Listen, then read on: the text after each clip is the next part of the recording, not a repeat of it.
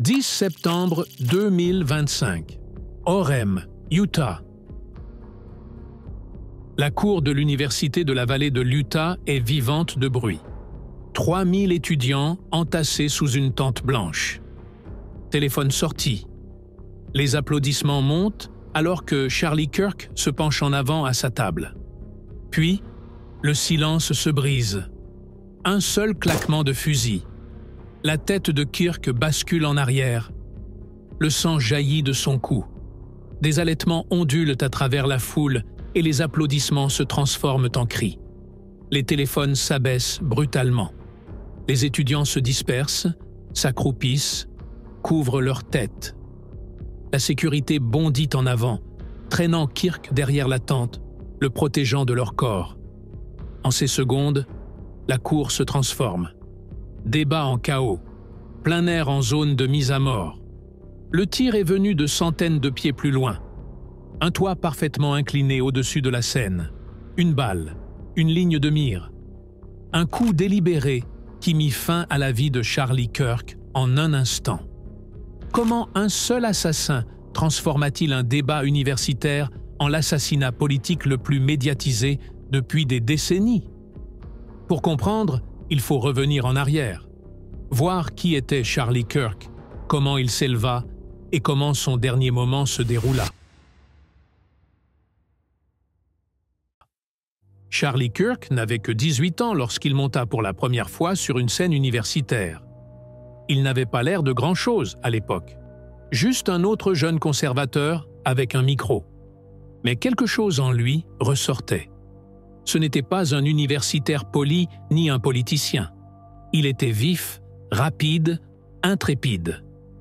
Il argumentait avec énergie et les étudiants écoutaient vraiment.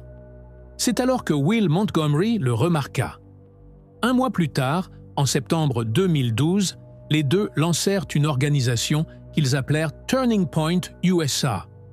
La mission était simple, mais audacieuse. Défier ce qu'ils voyaient comme une domination de gauche dans les écoles. Repousser les manuels qu'ils affirmaient remplis de mensonges. Et rallier les jeunes Américains autour des marchés libres et d'un gouvernement limité. À seulement 19 ans, Kirk voyageait d'un lycée et d'une université à l'autre. Il débattait avec des professeurs. Il débattait avec des socialistes. Il collectait des noms et construisait un réseau. Ce n'était pas glamour. Ce n'était pas facile. Mais pas à pas, le mouvement grandissait. En 2016, Kirk était sur scène à la Convention nationale républicaine. À ce moment-là, Donald Trump avait obtenu l'investiture. Turning Point USA embrassa le mouvement MAGA. Et en retour, Charlie Kirk gagna une ligne directe avec la Maison-Blanche. Ce qui avait commencé comme un projet universitaire à petit budget devint une puissance conservatrice nationale. Des millions regardaient ces débats en ligne. Ces tournées sur les campus attiraient d'immenses foules. En 2018, il était sur la route avec Candace Owens. En 2024, avec Vivek Ramaswamy. Chaque étape, chaque tournée ajoutait à sa visibilité et à ses ennemis. Au moment où la tournée du retour américain fut lancée en 2025, Charlie Kirk n'était plus seulement un activiste. Il était un pilier de la politique américaine et l'une des figures les plus polarisantes du pays. La scène était simple, une tente blanche, une longue table et une bannière tendue devant. The American Comeback Tour. C'était la première étape d'une campagne nationale destinée à rallumer le mouvement conservateur sur les campus universitaires. Et Charlie Kirk voulait que cela commence ici, dans la cour de l'Université de la vallée de l'Utah, à Orem. Plus de 3000 personnes étaient venues, les étudiants serrés près de la scène. D'autres se tenaient sur les balcons, penchés sur les garde-corps. L'air était électrique, un mélange de curiosité, d'excitation et de tension. Kirk prospérait dans cette atmosphère. Son format « Prouve-moi que j'ai tort » était construit pour la confrontation. N'importe qui pouvait s'avancer, prendre le micro et débattre avec lui devant la foule. Les questions passèrent rapidement sur des terrains sensibles. Fusillade de masse violence et les guerres culturelles qui définissaient sa politique. Kirk se penchait en avant, calme, sa main serrée autour du micro. Il était à l'aise dans le feu croisé, mais de l'autre côté de la cour, une toute autre préparation était en cours. À 430 pieds, au sommet du Lowe's Center, quelqu'un avait pris position. C'était l'un des rares bâtiments offrant une vue dégagée dans l'attente. Élevé, incliné et parfaitement aligné avec la scène. De cette distance, le bruit de la foule n'était qu'un brouillard. La cible, par contre, était parfaitement claire. Le tireur était couché, stabilisant un fusil à lunettes contre le bord du toit. La distance était largement dans la portée d'un tir unique et délibéré.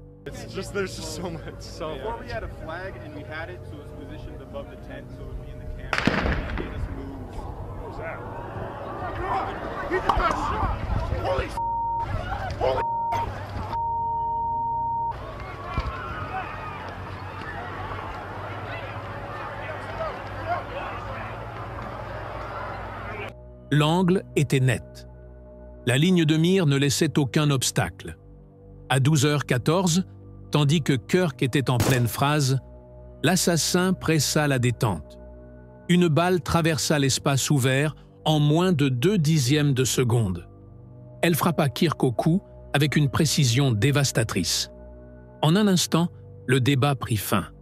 Le claquement du fusil fut si sec que, pendant une fraction de seconde, personne ne comprit ce que c'était. Certains crurent à un feu d'artifice, d'autres à une panne de micro. Mais vint ensuite le silence et les cris. Charlie Kirk s'effondra en arrière dans sa chaise. Le sang jaillit de son cou, tachant sa chemise et inondant le sol de la scène. Les étudiants les plus proches haletèrent, leurs mains couvrant leur bouche. D'autres se baissèrent instinctivement, accroupis, les yeux cherchant d'où venait le son. La foule éclata presque instantanément. Des milliers de personnes se ruèrent dans des directions différentes. Certains trébuchèrent sur des chaises. D'autres restèrent figés, attendant qu'on leur dise quoi faire. Des téléphones tombèrent au sol, enregistrant encore alors que la scène virait au chaos. La sécurité réagit en quelques secondes. L'équipe personnelle de Kirk bondit sur la scène, le protégeant de leur corps, le traînant en bas et hors de la ligne de tir. La police du campus accourut, leur radio crépitant alors qu'ils appelaient au confinement. Le tireur ne pouvait être vu depuis le sol, mais depuis le balcon du Lowe's Center, quelques étudiants le captèrent en vidéo.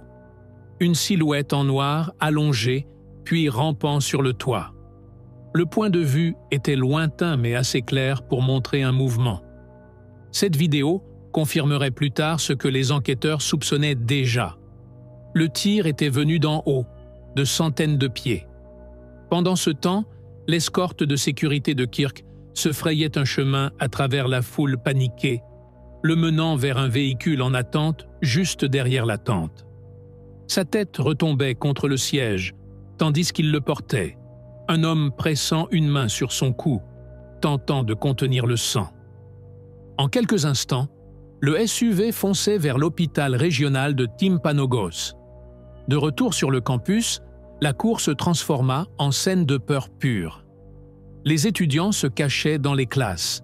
Les professeurs verrouillaient les portes de bureaux. Des bâtiments entiers étaient confinés. Des policiers armés couraient de bâtiment en bâtiment, dégageant les couloirs, criant à tout le monde de rester au sol. 2 individus furent arrêtés près de la scène, des hommes vus courant de panique, mis à part dans la confusion. En quelques heures, les 2 furent relâchés. Aucun n'avait à voir avec le tir, mais dans ces premières minutes, personne ne savait qui était responsable ni où il était allé. À 12h37, un peu plus de 20 minutes après le tir, l'université ordonna une évacuation totale. Les cours furent annulés, le campus fermé, les étudiants sortirent en vague, visages pâles, serrant leur téléphone, tandis que la nouvelle commençait à se répandre. À l'hôpital, les médecins travaillaient frénétiquement, mais la blessure était catastrophique.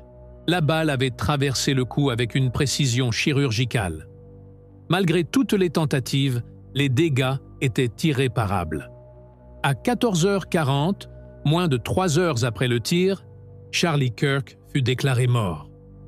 La nouvelle se propagea en vagues, d'abord à travers les téléphones tenus par des étudiants encore regroupés dans les classes, puis sur les réseaux sociaux, et enfin par la presse nationale.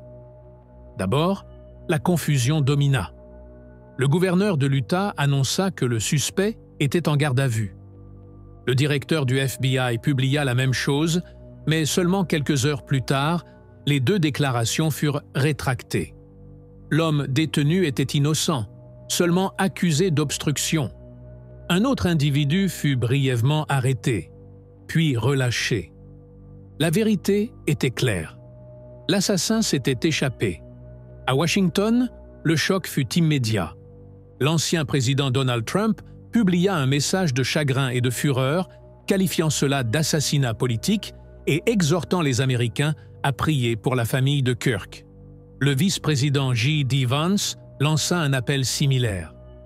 Des gouverneurs des 2 partis, Spencer Cox en Utah, Gavin Newsom en Californie, condamnèrent l'attaque. Pour un moment rare, les rivaux politiques de l'Amérique parlèrent d'une seule voix. Mais le mal était fait. Le pays venait de voir une figure politique nationale exécutée en plein jour, sur un campus universitaire, devant des milliers de témoins. Ce soir-là, Trump ordonna que tous les drapeaux américains soient mis en berne jusqu'au dimanche. La Maison-Blanche confirma que Kirk recevrait à titre posthume la médaille présidentielle de la liberté. Les enquêteurs travaillèrent toute la nuit.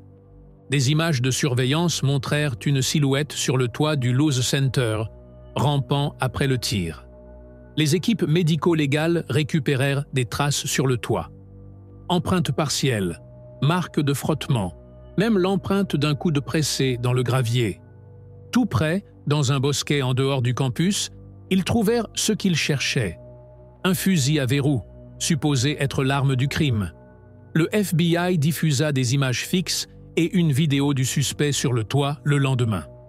Des témoignages affluèrent de tout le pays. Le 12 septembre, seulement 48 heures après la fusillade, les agents agirent sur une piste. Le nom était Tyler Robinson, 22 ans, arrêté et placé en détention. Les détails de ses motifs restaient flous, mais le symbole était indéniable. Pendant des années, Charlie Kirk avait prospéré dans la confrontation, débattant avec des étudiants, défiant ses critiques, se plaçant au centre des guerres culturelles américaines. À la fin, c'est sa visibilité qui fit de lui une cible.